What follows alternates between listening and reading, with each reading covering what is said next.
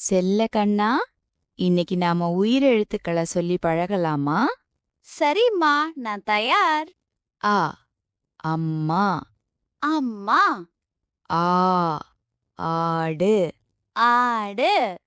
இ இலை. இலை. ஈ ஈட்டி. ஈட்டி. உ உரல்.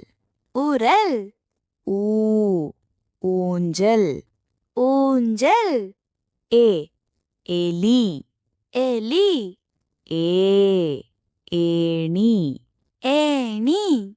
ஐ ஐந்து. ஐந்து. ஓ ஒட்டகம். ஒட்டகம். ஓ ஓடம். ஓடம். ஔ ஔவையார். ஔ ஔவையார். கடைசியா அக் என்றால் எக்குவாள். அக் எக்குவாள்.